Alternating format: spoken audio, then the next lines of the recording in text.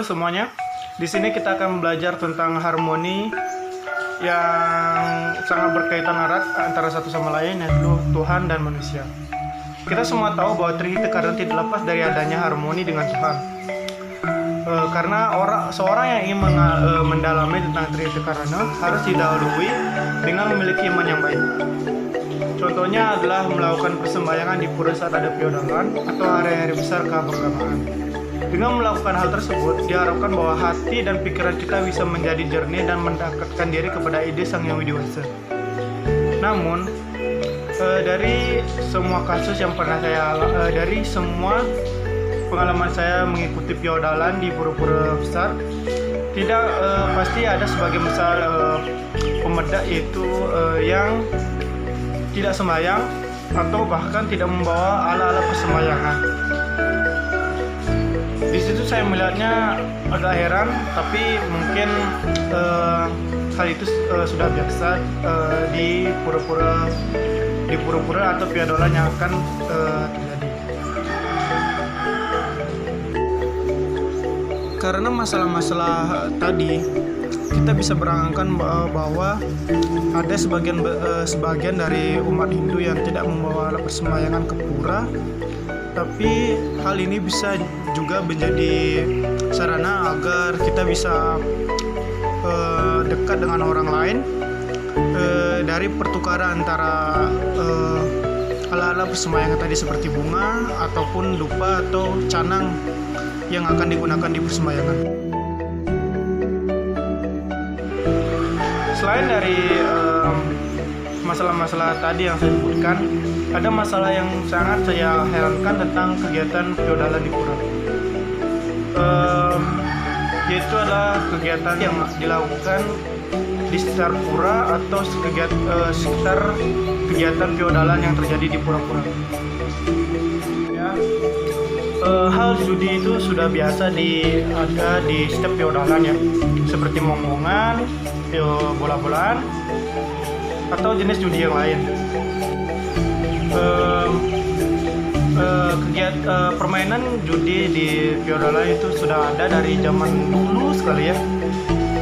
Itu bahkan ada gambarnya yang saya dapat dari Google, itu ada anak-anak yang sedang melakukan permainan monggongan, tapi itu adalah gambar dari dulu sekali. Ya beginilah contoh gambarnya. Kita bisa lihat di sana itu anak-anaknya, dan anaknya masih kecil juga, dan kualitas gambarnya bagus tapi hitam putih. Tapi itu bukan hal yang saya herankan tentang judi yang ada di piodalan setiap ada piodalan atau hari-hari besar keagamaan. Tapi yang saya herankan itu orang-orang yang pergi ke pura tapi tidak sembahyang, tapi memiliki atribut lengkap seperti udang, baju, kamban dan sebagainya, membawa anak dan istrinya satu keluarga ke sana.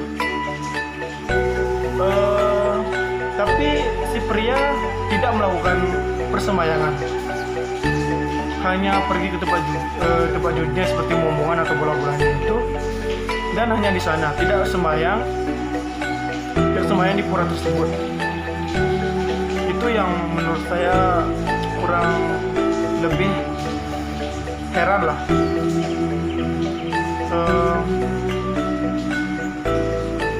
Ada saja orang-orang seperti itu, padahal sudah hari besar tapi tidak melakukan persembahyangan.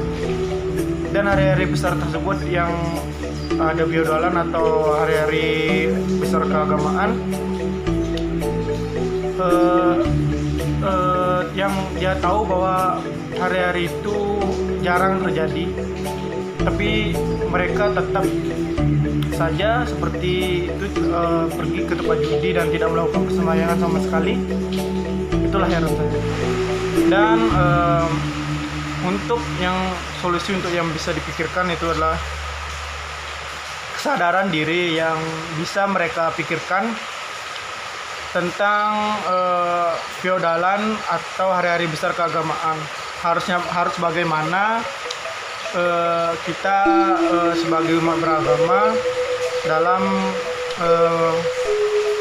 merayakan hari-hari keagamaan atau feodalan di pura-pura.